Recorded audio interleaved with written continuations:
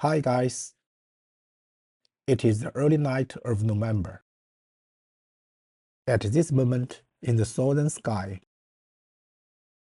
there is a faint constellation, Capricorn, one of the 12 constellations of zodiac.